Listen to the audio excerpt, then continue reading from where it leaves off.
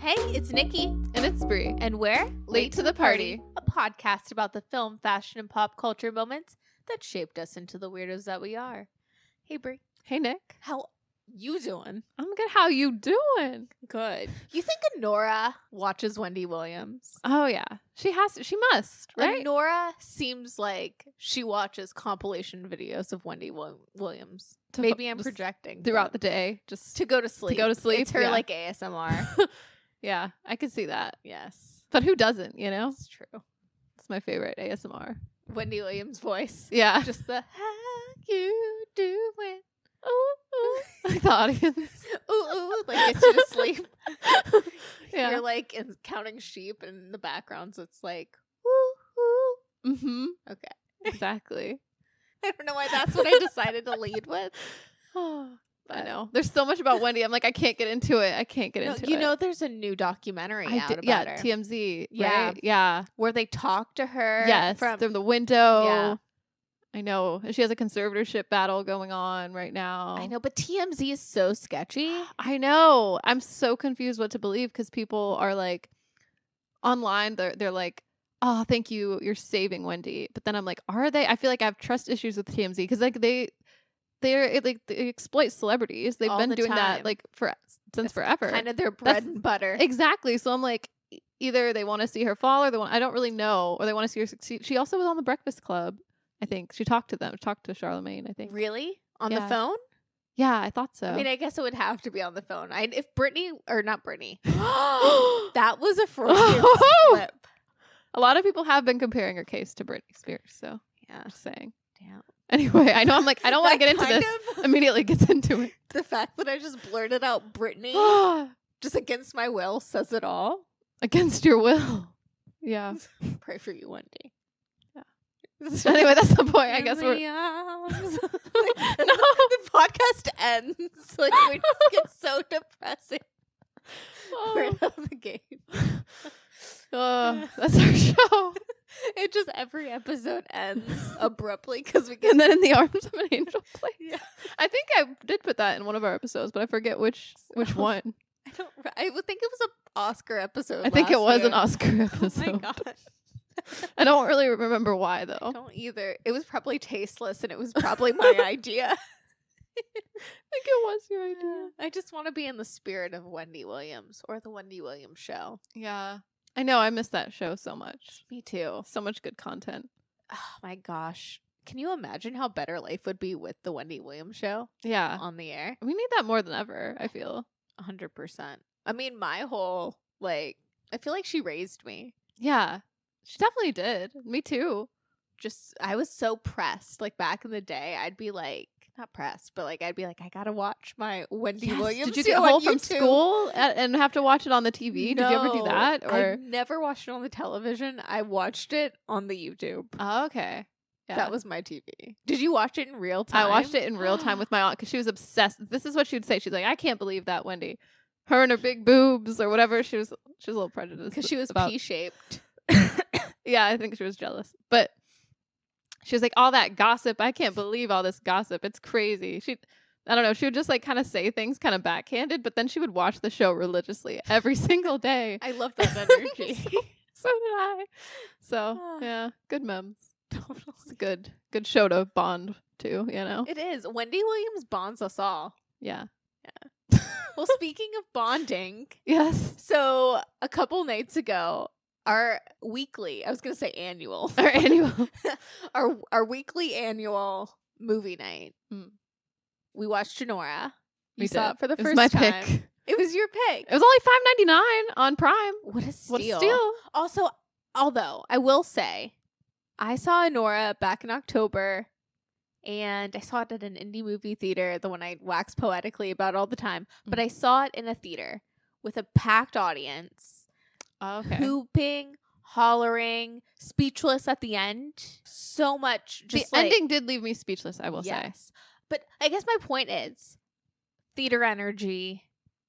I feel like this movie needs to be seen in a theater. I feel like all movies need to be seen in a theater. It wasn't enough to just see it with some friends at home. It should have been. It's like Baby Girl. Yeah. That was fun to see in a theater. It was. Like people you don't know get their commentary as well. Totally. Just the energy. It's kind of like live theater in a way. Like you can feel people's energies at a movie theater, you know? Yeah.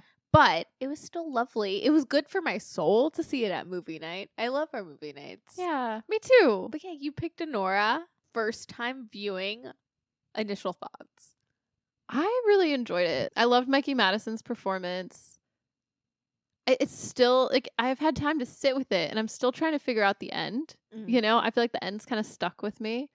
But it really takes you on a journey with Anora. Definitely. I mean, it's like I think of this movie in like 3 parts. Like first part's Pretty Woman, a Cinderella story. Second part, like 80s cop heist, you know, like chasing comedy film. Yeah. And then the last part, just like drama, just straight drama, like reality set in. No laugh tracks. No. Doom and gloom. And then like a ending that's just like I said, in the theater we were all speechless. Yeah. I can't wait to talk about it. I can't wait to hear all your thoughts. Because like Yes. I definitely have my thoughts, but then I've also read other people's thoughts. And so I'm like, I know that there's different interpretations and stuff, especially with the ending. And I mean, I heard it. I've heard your murmurs, and also our friends also had comments about this film that I'm like, well, I didn't say everything that they were saying. question. Just saying. Lots of thought. I don't judge her for her choices. Like some people. What I love, I know our friends. They're like, she's making really bad choices. I'm like, yeah, let her live. I'm like, let her make these choices. Haven't you ever been a 23-year-old gal? Yeah. Like, I relate more to, I don't know. What I was going to say is Sean Baker does an excellent job from the movies I've seen of not judging his subjects. Yeah. Like having a lot of you compassion can't for him. judge like Anora to enjoy it, I feel. No. Or like to I don't know. Like I just feel like that's part of the point, I feel like, is trying to understand. Well, because she's a sex worker as well. So like I feel like you have to go in with some level of empathy for her and her choices. Definitely. I mean, also, I don't know if it's just like a generational thing, but I don't have that much of a stigma against strippers. You know, Yeah. Maybe it's because I go to the strip club all the time. I'm just kidding. I don't. But it's funny. No. Out of all of our friends, we were like, has anyone been to the strip club? And we're the only people, because we went through a phase where we were also doing Anora like research for some particular reason. You and I it frequented was for this the strip podcast club. episode in the future. We knew. Yeah, It would we come were in handy. we were Our Mikey perspective. Madison doing her character study at Brighton Beach for Anora. Yeah. I don't know what was up with your strip club phase. I don't know. I think I was just young and wanted to have fun. I was like, yeah. I mean, I went like 3 times. Yeah. So it wasn't like all the time. It was just when No. the moment struck. It was always like, it's already 1 a.m. I'm not ready to go to sleep. Where else do you go? Everywhere else is closed. Yeah, and sometimes if you get a good strip club and the vibes are right, it just feels right. However, we have gone to strip clubs where like Anora is extremely accurate in seeing, like, we've seen strippers go up to people, be rejected, have to like pick themselves up. We've seen, I you know that rejection must really sting, I feel. We've seen pole acts gone awry. Yeah. Sometimes it's like a comedy club. I mean, it shouldn't be, but it's like we've seen things for like, sure. Sometimes you get destiny, but Mhm. sometimes it's a little more subtle. Sometimes, it's just like And sometimes you fall in love with a stripper. It happens. Sometimes It happens. sometimes you almost become a stripper because they just asked you nicely. That too. You think about it. You're like, do I have these skills? I already dance. Maybe. Yeah. Anyway. I was like, I majored in dance. Oh. But then you realize really quickly, I mean, okay, who hasn't been in college, thought maybe I'll be a stripper? Just first, I mean, student loans are expensive. Yeah. That's part of the problem. You don't actually like act on it. Right. But, maybe our friends, which skew male, don't They're understand. just wrong. No. Yeah. Or they just maybe haven't had a date with Destiny yet. Yeah. They don't Yeah. know. Which we're saying that is totally just an inside joke. I know. The You'll things never we've seen. know. But what was my point here? Sean Baker handles sex workers with a lot of care. Yeah. And I don't mean to say that with a laugh on my face. I mean, seriously. No, he does. It definitely, like, humanizes them. I mean, yeah. Yeah. Oh, I think we were just talking about the judgment. So yeah, there's a lot of opinions flying around that I'm like, well, like, I could totally understand why she decided to get married to Yvonne, because why not? I mean, that's an offer that then she wouldn't have to worry about, that lifestyle. She could just like have all the luxuries. She can relax now. Yeah, that's what I'd love to unpack. So before we get into it, Anora is a young sex worker from Brooklyn who gets her chance at a Cinderella story when she meets and impulsively marries the son of an oligarch. Once the news reaches Russia, her fairy tale is threatened as the parents set out for New York to get the marriage annulled. Yep. That being said, can we just please unpack Annie's motives? Yeah. So, like, the movie starts out at the strip club. Just very, like, it reminds me of, like, Hustlers. Yes, it's very Hustlers. Like, she's in there. She is working. She's, like, going up to fellas. She's like, oh, come on, let's take you to the ATM. She's, like, working 100%. hard for the money. Definitely. And so, it kind of, like, paints this picture of, like what we always see in media about sex workers. Just, like, hustlers. Just, like, J-Lo and hustlers. Like, just all for the money. But I think that Annie really does, like, I think she's, like, believes in the fairy tales. Like, she even says, her dreams to go to Disney World, like, be like Cinderella. Yes, like, that was a hint at that. She's just, to me, she's just so naive and, like, a hopeless romantic and just wants to be caught up in that. That's, like, an aspiration. That's but she can't always let it show because her line of work and because, she keeps a tough exterior. Yeah, to protect herself. Yeah, because you have to. Yeah. But I also think she did fall for Yvonne. You think? And that's where we might differ. I'm ready to duke it out. Well, she may have fallen for him, but I don't know that he fell for her. No, I don't think so. Like, I think there was a tipping point where maybe she was starting to fall for him and she's kind of like, fuck it. I don't know. I think, well, because it all happens in 2 weeks. Mm-hmm. So, I don't know. It's such an interesting thing, too, which I don't know how to unpack this because I don't know, like, any sex worker. Like, I don't know. Yeah. There's no one I can ask that, you know what I mean? But I notice, like, when her and Yvonne are having sex, like, she's just kind of like, whatever. She kind of is checked out, which maybe is part of the profession. Maybe that's what you do. But, like, if you develop feelings for someone, is it different? Like, I feel like I never see her kind of, her and him, they just kind of go at it. And it's very...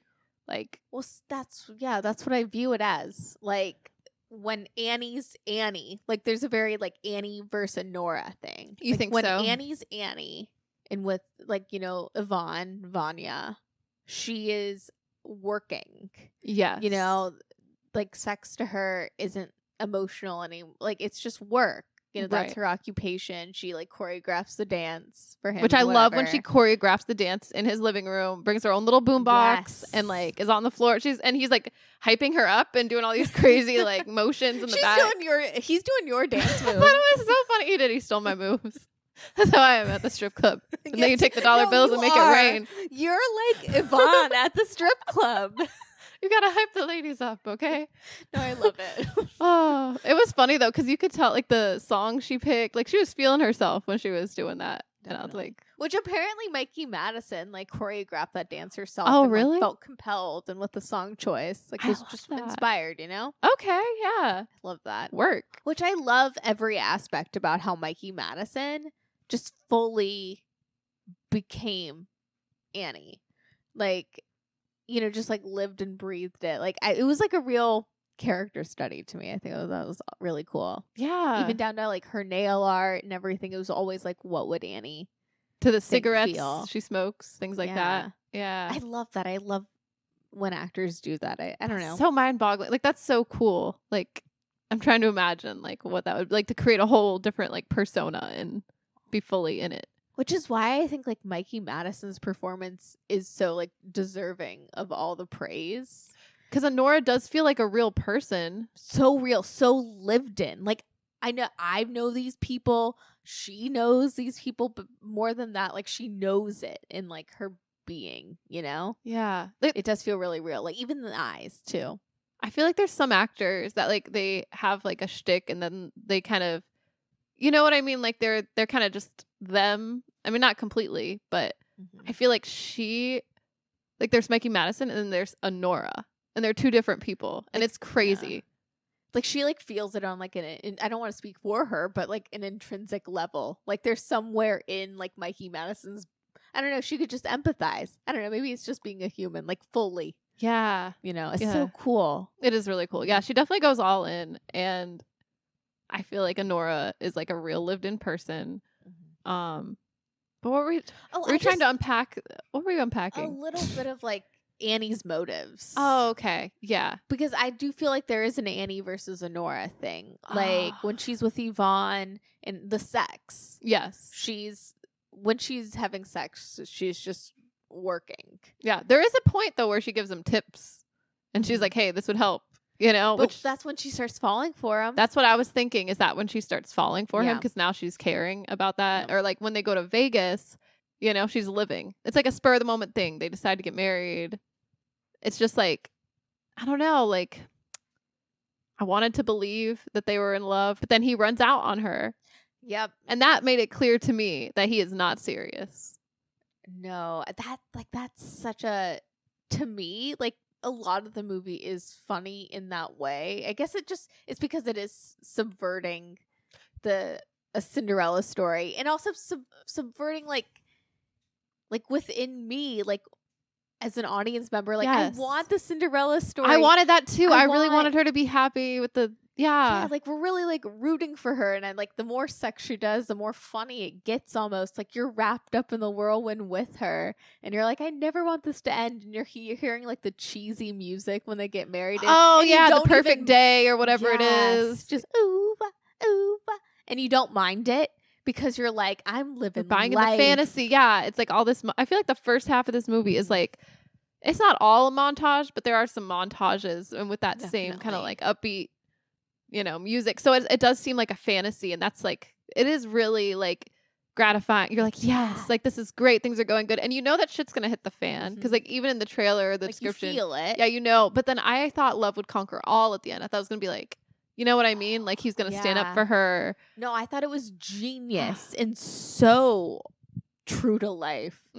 Like you are wrapped up in the whirlwind with her, and like you're not caring about you're like just totally up on high, even though you're seeing the red flags and you're being like, oh, I know that there's like an undercurrent, like something can't be right. It is too good to be true. The shoe will drop, and you're like, oh, I don't care. You're like wrapped up with Anora and Yvonne. And then as soon as like the henchmen come and like essentially Yvonne's babysitters come knocking on the door, and Yvonne leaves you, like straight up dips. He does. Runs away. Then like with Annie, everything changes. The cinematography, the tone of like everything, the colors. Did it? Okay, because I thought I was crazy. I'm like, did it always look like this, or am I crazy? Was it more like warmer in the beginning or something? Or? Yeah, like blues and like pinks and like brighter. It was brighter. And then something looks saturated, like in the middle, you know? Yeah. Huh. Reality sets in. It's like, of course, it was too good to be true, and I feel like,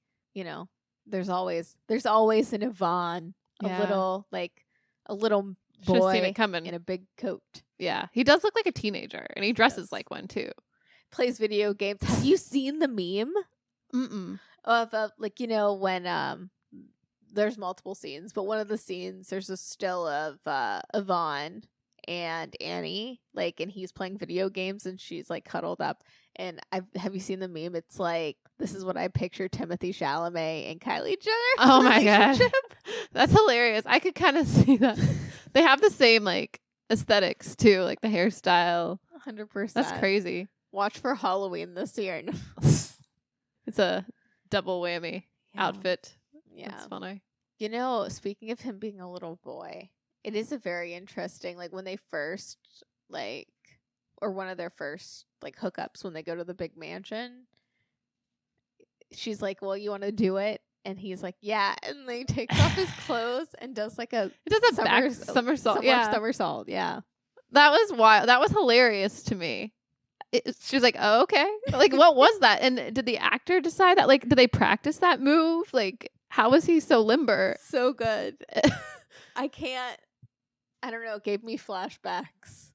Yeah? What do you mean? You've seen someone do that? I might have dated an Yvonne once upon a time. And they did that kind of move? Yes. I think I've seen this in real life. I feel like I've lived this. This is actually my story. I'm glad it's coming to light. Oh. Wow. Sean Baker didn't know. He thought he was making a real, Palme d'Or winning film for some young woman to be like, Anora's for the girlies. I feel like it is, though. It is. But I swear I do think critically about things. I'm not just all brain rot jargon. No. Doing it for the girlies.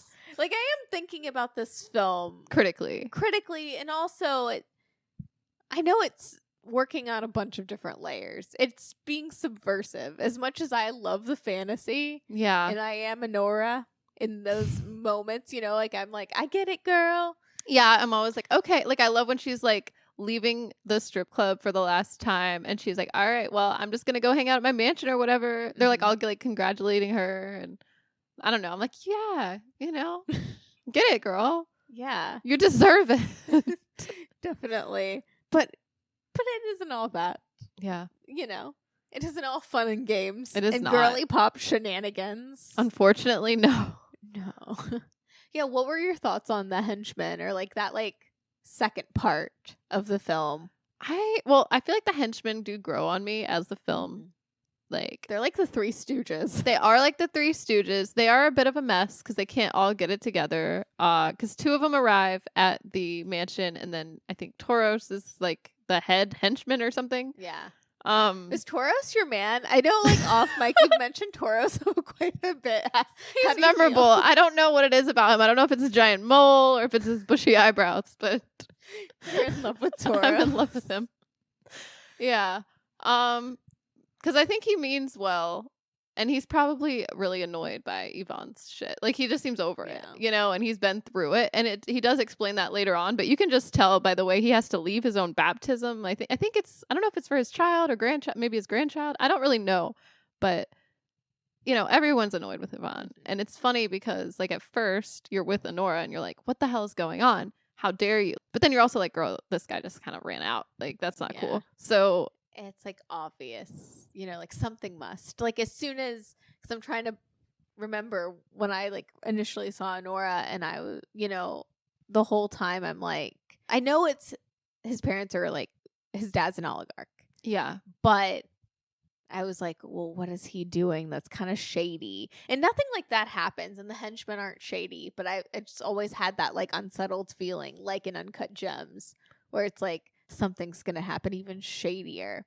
And it's just that he, yeah, he's just not mature. He's just not mature, and he's like a student, and he has to he has to go, and I guess Yvonne's supposed to like step in and run his father's company because he's 21, right? Isn't that the big thing? They want him to go back to Russia. Yes. And he does not want to go to Russia, and that's the reason why he marries her, pretty much. He dupes. It's subversive in that way too. He dupes Anora. And yeah. In a typical film, Anora would dupe him because she's the stripper. You're so right. Yeah, I don't like Anora being duped. No, I don't either. That upset me. It does. You know what? Anora actually really is down the drain.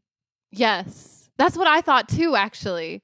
Except Anora doesn't have like a real sugar daddy. I do also wonder, like, does she... I know that like the henchmen agreed to pay her like $10,000. And I know that like Yvonne paid her more, though. Supposedly $15,000. Now, did he pay that or what? Like, where are the receipts? I know this is just a film. This is a movie. This isn't real life, so there's no real receipts. But I'm like, does she get $25,000 from all this pain and suffering? Because I feel like when the henchmen come in, there is some pain and suffering, like emotionally. She's going through a lot. Well, that's very terrifying. And she said, they like tie her, or like Igor ties her hands behind her back, which I mean, I guess I do understand his reasoning since she's like throwing like, like metal like candlesticks. Can we talk about that scene? I mean, one of the highlights, because Mikey Madison gets to do her Mikey Madison thing. Yes. Like, I love the fact that she's always getting like torched to death with a blowtorch, or, like the killer in Scream and has like a burning death as well. Just like her screaming and freaking out. That's like the Mikey Madison sauce. Yes. She's like a feral cat that you're trying to 100%. capture. And just like, ah! Yes. I don't know. It's like her signature. I love it. But yeah, can we talk about that scene? Because to me, it made me feel like, not like Moonstruck, but like one of those like 1980s films with like the henchmen and the bad. I don't know. It's really cool. Yeah. Like the bad guys are here. Yeah. Yeah. And it's like it's cool because halfway through the scene, I'm like seeing Igor's perspective and I'm like, yeah, Igor, tie her up. Yeah. I mean, I can understand why he did. Because he was instructed to keep her there. Like, I feel like the whole time Igor, he like tries to be nice, and you can tell that he probably doesn't want to be doing what he's doing, you know, but he's employed by that family, so he kind of has to, I guess. Yeah. He's like the most like gentle henchman. I mean, Igor's the only one, arguably, in that film that treats her with kindness and compassion, which she's not used to. That's true. That's what I gathered. Tauros gets up in her face. The other guy, I forget his name, but it is funny to see her like beat up him and like all this stuff, you know. Good. It's just hilarious. He was like, "What, girl? You got beat up by like this little girl?" I love it. I even love when she like trips on the light. She just like breaks everything. Oh yeah. She like kicks it. Yeah. I was wondering. I'm like, is that intentional or what? Because she's just like flailing about. I love it. It's such a fun scene. I mean, there's like an element of danger. Yeah. But then an element of slapstick. It's just so good. It's really, it just is reminiscent of like an older film. No, that scene was great. And then that's like a real turning point in the film for me. Like as soon as Yvonne leaves and like reality like sets in, like, cause that's the time like us as the audience we're finding out as well that like, oh, things aren't going to probably work out for Annie. Mm-hmm. And Yvonne, is dependent on his family, and she's gonna only like further realize that. But that's like that first moment. She's like, "Oh, he's not as independent as she thought."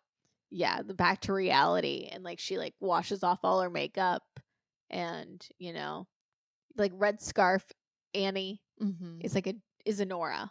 She's like different. Oh, you think she's like herself? And I think it's interesting too, like the henchmen and Anora.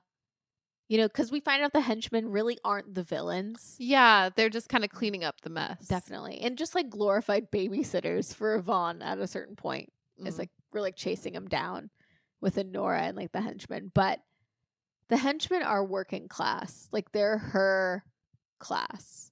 Yvonne, the Russian oligarch son, and all that. That's like Annie, who she aspires to be. Yeah. I see what you're saying. But yeah, when she's with the henchmen, they're like her.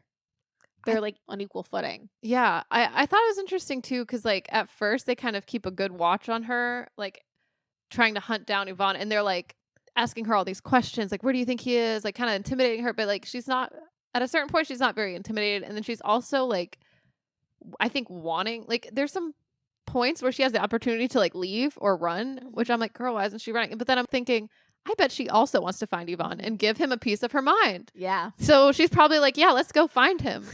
I do love that. Yeah. Mid-movie. She like chooses, and that's where it's like the buddy cop situation, and she gets that mink coat or whatever it is, and we have that showdown at the strip club.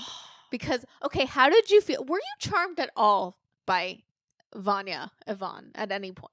You mean like as a character? Yeah. Or are you like, oh, because like at first I was very much like Anora, like in the fact that I was like, oh, like I'm charmed by him. Yeah, I thought he was a little charming because he was like kind of disarming. Like he wasn't like super bossy. Like he did seem a little inexperienced, so that's kind of like sweet in a way. You know what I mean? Like he wasn't like a super pushy kind of guy. But as soon as he left out that door, all the charm went away. It's like annoying. Yeah. Then I'm like, he's the worst. Yeah. So yeah, and I'm like, we gotta go find Yvonne. Yeah. So like to see the like Annie's arch nemesis. Oh yeah, that's right. At the strip club, she has an arch nemesis who's always like throwing things in her face and throwing insults at her for no reason. She's like minding her business. Just a hater. Yeah. But when they catch him, he's like getting a dance from her. From the arch nemesis. And then when they find Yvonne, it makes my blood boil. The fact that he won't look Annie in the eyes for like the rest of the movie until he snaps and is like, "Don't you get it?" Yeah. Like, so cold. He's like so dissociated the whole time after that. He's like, whatever. So cruel. Like, he doesn't view her as like a real person. Yeah. It's like, wait, you're married. Yeah. But sometimes we don't view sex workers as real people. That's true. She dodged a bullet, honestly. It's good she got out of that, I think. Definitely. Just saying. But it didn't go like she planned. No. For sure. He wasn't the answer to her prayers. No. Which, how do you feel about, because like, much like this film, let's ground it back to reality. Because for me, I am pretty late to the party on Sean Baker's work. Yeah. However, I did see Tangerine when it came out, and I've seen Florida Project. So I kind of know, I'm familiar with what he does, and it's very authentic and really like grounded. Yeah. Like realistic. You know, like for a long time I thought Tangerine like was a documentary. Yeah, or like I knew it wasn't, but just the way it looks has like a documentary feel, like really grounded, really authentic, and really low budget, really small productions, and you know, really indie. Yeah, and really gritty. With this movie too, it is like, it looks like it's shot like on the street. I'm pretty sure it's on film, right? Because they go through the streets of New York. There's a lot of recognizable places. Yeah. So they're not really using like a set. No, not at all. And, you know, they were essentially living in Brighton Beach, you know, for a couple months, which is like really cool that they got integrated kind of into that community, which is interesting. It's like a little pocket and it's all like Russian immigrants. Ah, okay. Yeah. Gotcha. But I don't even know where I was getting with that. I guess it's so interesting to see because, you know, Baker is known for, you know, his empathetic portrayal of marginalized communities and like especially sex work. So I guess my question was just what did you think about the depiction of sex workers? Because, you know, there's like films like Tangerine, but then there's also like on the other end of the spectrum, Hustlers, and just Hustlers. How do you? Okay, as much as I love Hustlers, but like, how do you? I feel like about it. Well, I feel like Hustlers is probably more of a fantasy, or like, you know, it's like, well, for one, it's like J-Lo, a big name, and her, you know what I mean? Like, I feel like I don't think it's probably that grounded in reality. You know, I forget how that movie plays out, and it's more of a fun heist film too. Definitely. It's not really concerned too much with the grit and the realities of it all. And I think there's a happy ending of some sort, or like it's not like the ending isn't as impactful, or I feel like I would remember it. Like I feel like in this movie, to me, my interpretation of the ending is it's kind of a bleak ending. Yeah, like it's kind of like she finally realizes the reality of the situation. You know, she's maybe. We don't know what's going to happen really next, and she probably doesn't either. And she's probably a little emotionally traumatized at this point. And then there's the whole thing with Igor, which I'm not sure. I don't know if they're going to get together or anything. I think he sees her. I mean, you could say maybe she does because they leave it open-ended, which is nice. But I'm just like, at the end of the day, she's just been through a lot, you know? And it's not that like fantasy. She didn't have this isn't Pretty Woman, you know? Yeah. It's an emotional, like, whirlwind. Yeah. Which I do appreciate. Like, I do like the way it ended. Yeah, let's talk about the ending. Yeah. So, basically, she has to go get the marriage annulled, right? Don't they have to go to Vegas? Because that's where they got married, right? And then Yvonne or Vanya, his parents are there, and the whole time his mom is like saying some really nasty things, which is like, she's trying to be nice too, you know? And she's also in denial, I think, for part of it too. She's like, oh, maybe like we'll talk to your parents, it'll work, you know, like she's having this like, you know, maybe this can still work. Yeah, you definitely. Know? But then you realize, I think it also, like this movie plays a lot with like power. And obviously, I think it's trying to say like, the more money you have, the more power you have. Because his family, it's like they have so much money, they can just pay to get whatever they want. They have henchmen, like, you know, they can intimidate you with the muscle. I mean, even though the henchmen aren't necessarily bad, I don't think. But yeah, their wealth. Yeah, they have that they can like hold that over her Mm-hmm. or pay her off or whatever. Like the point, and she's not going to want to be with him anyway at this point. Yeah. So what was my point though? They get the marriage annulled. Yeah, they have to get the marriage annulled. So I was trying to think too. Like, and basically, though, they wanted to keep the ring. That was another scene where they like pry the ring off her. I think in that like when they got her in the living room the first time around. I think they took the ring, but Igor held on to it, and he gives it to her just to be nice. Cause what, when someone gives you a ring, it's your ring, right? Is that the consensus? Or it is the consensus, and like Igor's the only person kind of advocating for Annie and like being like, you also duped her, like treat her like a person.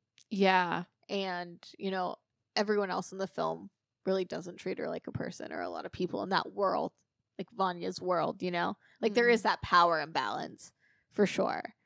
And I don't know, the way I saw it as it was Igor just treating her like a person and being like, well, she should at least keep the ring. That's what I believe. Yeah. Just stashing that it was away really from her. nice of him. I appreciated that. Yeah. I didn't interpret it like Igor expected sex. I didn't think he expected anything. No. Yeah. But do you think that she felt like she had to pay him in some way, like as a transaction, like that was her way to say thank you? Or do you think she was having feelings for Igor?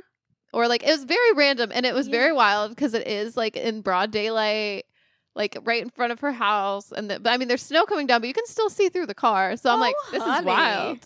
Just try it out. You haven't done that before? I'm like, ooh, it's spicy. But no. I don't know. I interpreted that ending scene with Igor as more of like Annie, besides like her relationship with her sister, who's also her roommate, we don't really see her interact with her. And interact and have like a lot of relationships. Like it's implied that she's like a little bit estranged from her mom. We definitely don't talk about her dad. So, and her mom's all the way in Florida too. Yes. And she's like with her man. So who knows what that is, like what that means. Yeah. So I guess they're not really close. It wouldn't seem. Yeah. So I'm sure Annie's like relationships are mostly transactional. In general. So she probably doesn't, especially after everything that's going on, like expect people to treat you. Yeah. You know? Like that's kind of what that means. That's her like, because she is like an animal. Like Annie is kind of like an animal, like a feral animal. Yeah. And you know, like it was just her like knee-jerk reaction, her impulse is like her Pavlovian response. Yeah. So that's how I interpreted, at least. And then when Igor's like grabbing her face to kiss her and like look her in the eyes, like that intimacy is like, it makes it real. And that's like, yeah, I didn't even pick up on that. Like I thought he was like trying to be like forceful or something. I really wasn't sure what was happening, but I think I must have missed something. So I feel like I need to watch this film again. It just happened. The ending happened so fast, you know? Yeah. And then I felt like it was so unexpected. Ooh, I love and then the credits movies. Oh, yes, I love that. I love films where something like this ending, something like crazy leave you speechless happens. Fade to black.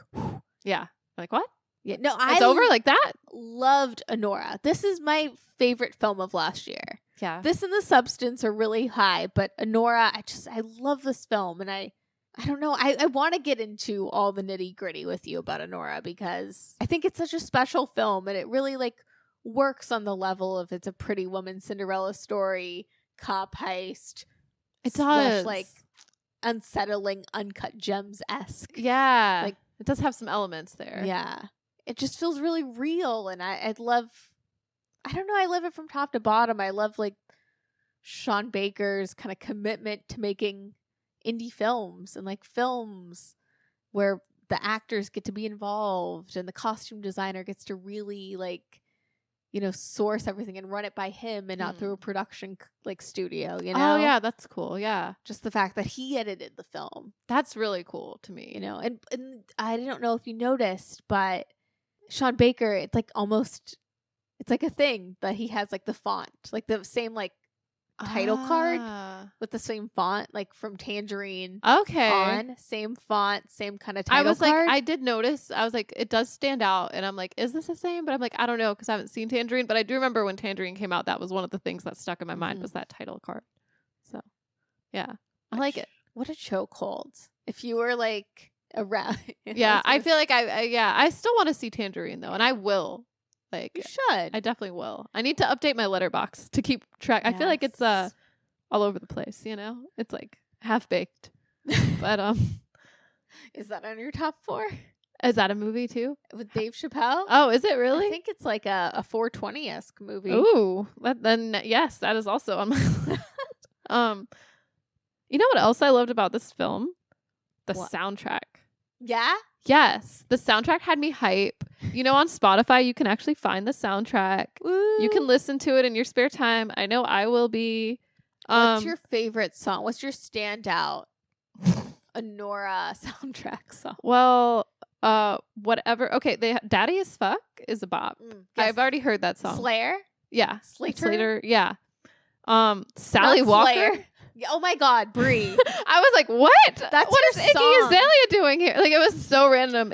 I think that song was playing right when the fight scene was happening too. Like right when her arch nemesis was giving the boy a lap dance. I love that scene too because all the strippers were like, oh my God, there's a fight. And they leave all their lap dances. Like, it's the funniest thing to me. They're like, so we got to go funny. see this fight. I'm like, yes. And they're all like, where are these girls going? What's happening? Anyway. All this, like, Sally Walker. And then I guess there's whatever song she was dancing to in the living room when she brings her little pink, like, speaker. Yeah. Was that like a Brooke Candy song? It actually, yes, it is. It's called Drip. It's Brooke Candy, Erica Jane. So anyway. Like the Housewives lady? I don't know. It won't let me click on it. Is she the one that sings, like, Tardy for the Part? Who's Erica Jane? I think she's... I mean, if I were to describe her, I'd be describing like every single housewife. So I don't know. I don't know how I would describe her. Because I would say like her husband went to jail. She looks like a But housewife. that's a couple housewives. And that's no shade. Yeah.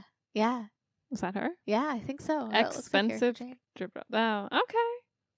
Well, anyway. But yeah, it got me thinking. I'm like, oh, these like songs are bops. Like, and they have the soundtrack on the official movie soundtrack. So they got Greatest Day. All the Things She Said was another song that like stood out to me. Yeah. Yeah. Did you notice that? It was like at the strip club. They played it like as she was like walking in or something one time. And I was like, oh. I mean, every single song I was like turning over to you because they were just your favorite songs. I was like, what? Who put this here? Like some of them were kind of random. Some of them I don't know, but like those ones really stood out. It's so funny because I remember all of those songs you just mentioned, and all I can think about is like the Vegas wedding scene when it's like ooh wah, ooh wah. Just like it sounds like a song from like The Parent Trap or something. Yeah, that's all I think about when I think of Anora is that like cheesy like upbeat The Parent Trap. Yeah. I was like, what is this song? It's way too like happy, like Disney. It is very Disney, like. But I still like enjoyed that. I mean, I guess that's when the fantasy is still playing out. It makes sense. No, I love it. This film played like a cruel trick on me, and I like love it every time. Yeah, it really did. Oh, trying to think what else. I love when she calls Igor a hunchback weirdo. Yeah, that was pretty funny. What did you think of Igor? You know, I couldn't tell if he was just like quiet or like. I guess there's got to be more going on upstairs than what leaves on. You know what I mean? Like, I feel like he's mostly the muscle. He's the like strongest one there, you know? But I thought it was interesting. Like his character just seems like he sits back a bit and watches. Like he does participate. Like he does. He's an observer. But he is like an observer too. Yeah. I don't know. I thought that was interesting. Like you can tell that he's like in a different like he's employed by this family, but he doesn't seem like he's as close. Like he seems like more on the outside maybe than like a Tauros or whatever. Like, you know what I mean? Oh, what I loved is when he said he thinks that Yvonne should apologize. Yes. Like right after they got the marriage annulled. He's like, yeah, I think he should apologize. And then his parents like, what for? Do. Yeah, that's the least. And really he could have. Like, I feel like Igor is a man. Yeah. You know? Yvonne's a boy. Yvonne's a boy. So... whether she gets with Igor or not, Who's to say? Who's to say? I mean, I don't even know if it matters. You know what I realized though? What? Okay. You know how I have, like I think that there's Annie and there's Anora. Yes. There's Annie, who people at the strip club know, that Vanya knows, whatever. And then she hates it, but it's funny that Igor calls her Anora. Yes. And she kind of shifts into Anora when reality sets in and who she is underneath. Because, we can control our appearance, and like there's certain things you can do, especially like someone in like that culture, I guess. I wouldn't say always like a sex worker or a stripper, but like the people, like you want a name to protect yourself, or like to just not be, like to just have like a different persona, like a mask, like a mask put on, yeah, and an aspirational version of you, I guess. Yeah. But it's funny, we're introduced to Mark Eidelstein's character as Vanya. Mm-hmm. And then when reality sets in, like his parents and whatever call him Ivan. Yeah. And that was interesting too. Vanya. That confused me. I didn't know if that was just like a Russian but name. I wonder if there's something to that in the personas. Mm-hmm. Yeah, because she called him Vanya. Yeah. Huh. Mm-hmm. It's just food for thought. That just came to my mind. Yeah, and maybe that's when like when you're in trouble and your parent calls you by your full name too. Maybe it's something like that where it's like Yvonne. Maybe Vanya is a cute nickname, just like Annie. Yeah. I think you're onto something there. I didn't put that together. I was just like, oh, maybe it's different, and I'm like, well, that's weird though. Like it's just as easy. I just realized that now. I don't want to overthink it too much, but there is definitely care into everything in this film. So I don't want to pick it apart too much in that way, but I also am like, there has to be there might be a connection. Yeah, that makes total sense. But yeah, what are your interpretations of the ending?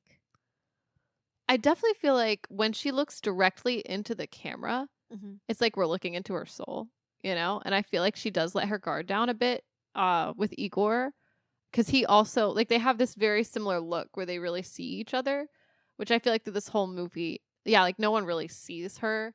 I think he does, but he doesn't really get to like, there's so much chaos going on. They're trying to get the marriage annulled like really quickly, and they're trying to chase down Yvonne, which is like such a process. But at the end, I think Igor sees her, he gives her the ring, and I think then I'm just like not really sure. I'm still trying to work it out, like what, because like she just kind of like starts having sex with him like immediately, but then it's like, I mean, it is something that she seems like she wants to do. So I'm like, I don't know if it's like a transactional thing or what, or if it's empowering. Like, I'm really unsure, or if she doesn't know. Maybe she's working it out. It's just confusing, And then she breaks down and cries. And then that's kind of sad. But then he holds her, which is nice. And then it just cuts to black. So I'm just like, what? Like, I'm still not sure what to make of this. I love that about it. I love that I think I have a handle on it, but I'm not 100% sure. Yeah. And I just think like Anora's been through a lot as a person. So seeing that breakdown and like seeing her be held because she is like so young, and a person, and like, has this like tough exterior. Like, of course she was going to break at some point. Like, of course. And I don't know. I think that's a beautiful ending, that it's so ambiguous. And I'm still like, I don't 100%. There's a lot of emotions I'm feeling. And do you think she felt like comfortable enough in front of him to cry? Or do you think she just had like a breakdown just from all the stress? Because like the whole time she's kind of in like fight mode, and she's probably doesn't want to appear weak to like, I mean, the being whole family. seen is like an exhale. Yeah. Yeah, so maybe it's just like everything gets released. Yeah. Yeah. Like it's cathartic. Being, like held. I don't know. That's how I felt. That's my interpretation of it. But I love that everyone has a different one, Yeah. Yeah, me too. I love ambiguous endings. I feel like Al Pacino and Once Upon a Time in Hollywood. I'm like, what a picture. What a picture. Can we start saying that when we like it? What a picture. Yeah. I love it. Yeah. It definitely sticks with you. I will say that. So, Anora, You liked it. I You did. hated it. I loved it. I will say, like, my first impression, I was like, I don't know, like, at first I wasn't sure if I thought it'd be Best Picture worthy, to be honest. However, now that I've had to sit with it for a couple days, I feel kind of different because I feel like maybe I didn't, and maybe I still don't understand 100% anything because it does end a little, like ambiguous. But I feel like Sean Baker's really smart, and I feel like he does say a lot with this film. Like, it's more than what meets the eye. Like, I think on the surface, it is kind of like, like Pretty Woman, buddy cop. Like, it's all these things, but then like underneath it, it's just like, it just focuses on this one character. Like, it really takes you on a journey. 100%. And I think if you really sit and think, like, you sit with it and think about it and just think about also like all our preconceived notions about like sex workers or whatever, like, I don't know. I feel like, yeah, we are pretty quick to like discard people in a way or marginalize people, like, so it makes me think of all those things. And I'm just like, huh. And then you see this person that's like trying to get like have a better life, you could say. And the American dream. Yeah, live the American dream. It's like everyone has the American dream. But what I really like admire about Sean Baker's work is like it's from these marginalized communities, and Annie comes from like Russian immigrants and in this like little small subsect of Brooklyn. Like, that's a little minority. Who else makes a film about this regional specific person? I do wonder what inspires him. And it's like, what is her American dream? What's Annie's American dream? What is in Tangerine, what's her American dream? Yeah. Like, everyone has it. It's just in a different, we don't get to see these people on screen a lot. And what I love about Anora is there's no like happy ending, but it's not super bleak and depressing either. It's like a fully formed story. It's almost like a clean slate because it's like, well, the whole situation is over with her and Vanya. Like, she's not married anymore. Now she does have some more money, so like maybe she won't have to go back to strip. Maybe she will, but I don't know. I just wonder, like, it just leaves it so open-ended. So it's like there's more possibilities, I feel. Like, where before it was kind of like, you got two options, strip it or lose. Not to quote Cardi B again, but I'm just saying, you know. If it's up, then it's up, Yeah. But no, I really did enjoy this film. Get a bucket and a mop. Sorry, no, I'm just... I was surprised that song didn't play because she could have totally twerked it to that. Just saying, like, this is way too on the nose. It's too on the it's too. But I loved the soundtrack. I love that. But yeah, you mentioned you weren't sure if it was Best Picture worthy. Oh, but that was just because like I felt kind of okay. This is really why, because a lot of times with Best Pictures, I think I have it in my head that like I've got to have this big emotional response or like feel like like I didn't really like it. This movie didn't make me cry. It almost made me feel empty. But then because I've had time to sit and think about it, I'm like, maybe that's part of it, and maybe that's part of the point, or like I feel like because we go on this journey with Anora, like you're kind of like thrown around a lot, just like she is, And at the end, to have like this bit of an empty feeling, and it's kind of like, well, now what?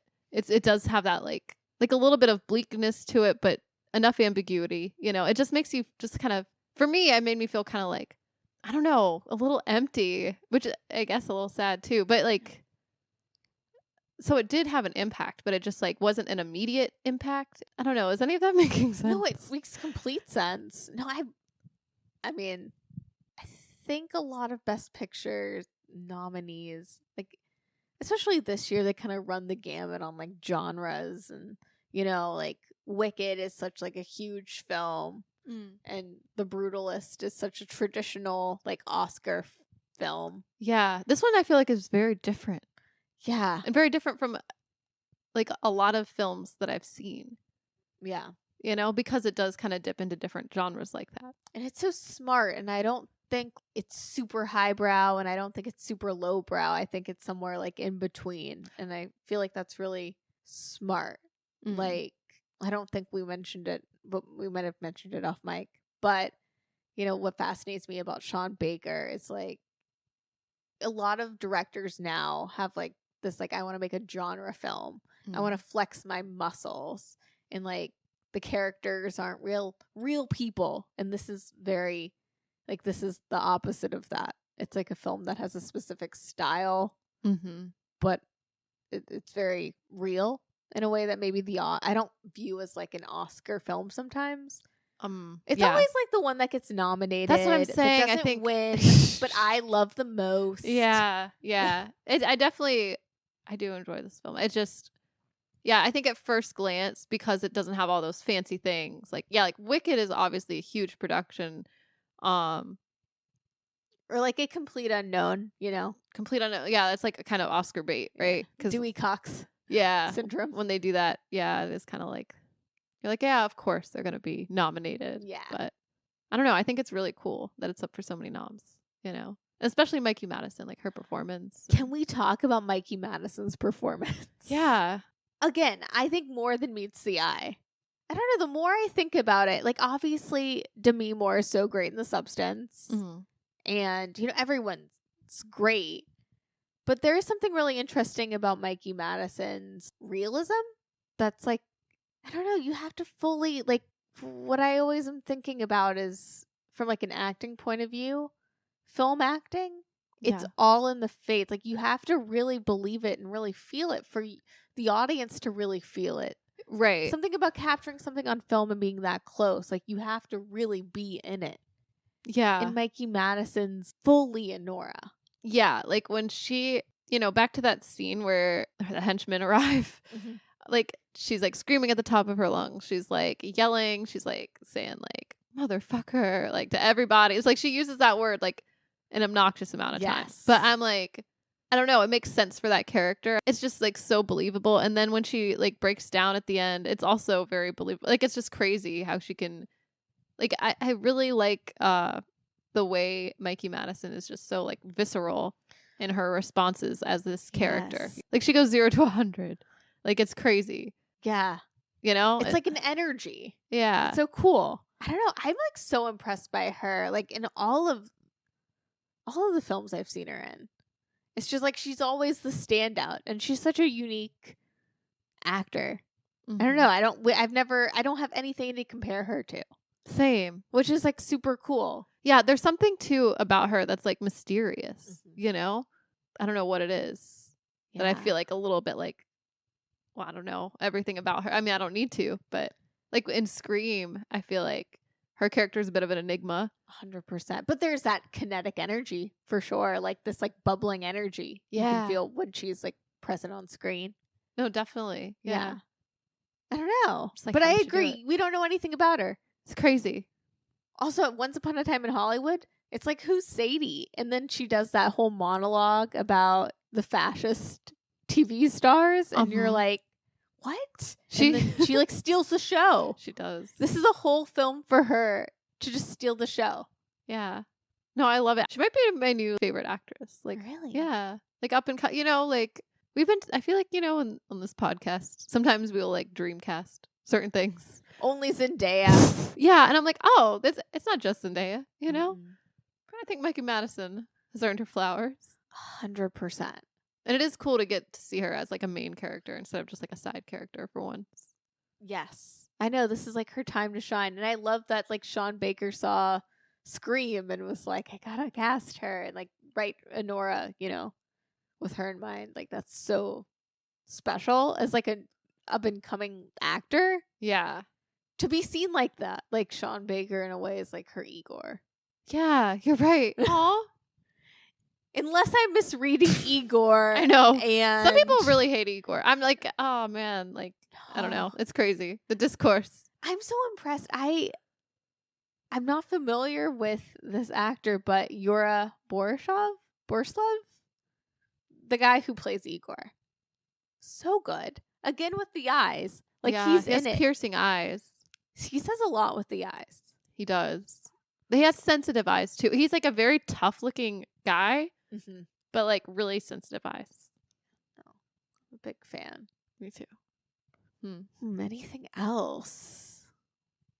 Anything else on like Anora and the Oscars? Like, now that you've seen a couple other films, where does it kind of stand Well, in your predictions? I feel like, well, because I still have some more Oscar films to view. Mm-hmm. I would say it's up there. I really don't think Dune Part 2 has a chance, though. No offense. I mean, you know what I mean? I'm like, it's Dune. Anyway, I don't know why I just had to say that, but wait, what was the question? Just like, what do I think about how like it contends? Where does it stand for you personally? Oh, just for me personally. Oh yeah, that changes things. Yeah. Sorry. I would say I feel like the substance is still top for me. But Anora might be second. And I mean, I do really love Wicked, but I feel like Wicked is one of those like kind of like franchisey films. I'm not Yeah. saying that shouldn't count. I mean, it still was really good. I love Wicked. But I do appreciate that this is like a little more like a smaller production and Yeah. I mean, this it's doing something seems- different. It's pretty original. It's so original. And this seems like a film that's, for people that love film, love, working on a film. Yeah. It just the fact that he seems- edits yeah. his own film, like that's crazy. I think that's really awesome. But yeah, I think that's where I stand. And then I don't know how I feel about the rest of the movies because I haven't really seen them. We'll But see more of next week. I know, I'm like, check back. But that's where it stands in the lineup for me so far. Yeah. How about you? Anora was my favorite film of last year. Number one. I don't know. It's something that like is really unique and I haven't seen ever. Yeah. So I know I had to bump Wicked down. I'm like, it's great, but no, and I just think Mikey Madison's performance is so authentic and just I don't know, it's just a deep film and like subversive and it's deep in the way like on the surface it might not seem that deep. yeah, But like Anora, you gotta peel back the layers. you do. The substance is probably second. Yeah, but I think I'm kind of with you. But Yeah. yeah, Anora was my favorite film last year. So Right. Yeah, I'm like, I don't know how any of these other films are gonna beat that. To be honest. no, what's left? The Brutalist, Yeah. A Complete Unknown. Which I mean, I'm wondering if I'm still here, if that one's gonna be one of those, But I'm like, wow. I know. What if we're I'm Conclave surprised. girls? What if we are? I mean, honestly, Stanley Tucci's in there, so like Yeah. probably. I know that gets bumped up to number one. No, Definitely. that'd be wild. I know. I'm ready for one of them to just capture me. Yeah, I'm like now that I've I feel like Anora sets the bar real high though. 100%. I'm like, I don't know if anything can capture me like that now. I Like, know, I and feel like I've been captured. Like I've already got the substance. Like I've got Anora. 100%. I know. I know it's such a Nikki coded film too. Like, of course, I loved this film. It's my like black swan of this year. If this says anything, Yeah. Okay. or my The Social Network and the fact that I'm like it should. Yeah, that one didn't win, did it? No, That's crazy. I still haven't seen The Social Network. I want it to be one of my movie night picks. You should. You're next. I know, but I'm gonna pick The Substance. Ooh. It's Yes. not- Again. Yeah. I love making people watch The Substance. Right? Watching them squirm. Right. It will be interesting to see the response. We better have a talk afterwards. We better. Wonder if we could record it. Let the Ooh, a mics round carry table. it. Yeah, have Yeah. a round table. Ooh, it's a good idea. Let's rope our friends into it next time. Yeah, let's do it. That, or we're going full throttle. Or full Who's to throttle. say? I know, we might. Yeah. We still might go full throttle. Yeah, honestly, they can't stop us from going full throttle if we want to. Well. Well, Is this do I play us out with like not WAP, but like Drip or like Sally Walker? Sally Walker for sure. Bree's favorite song. Oh, Sing it, Bree. little Sally Walker. Oh, make it wobble. Oh, got a lot of buns. Well, thank you so much for listening. We will see you next week. Bye. Bye.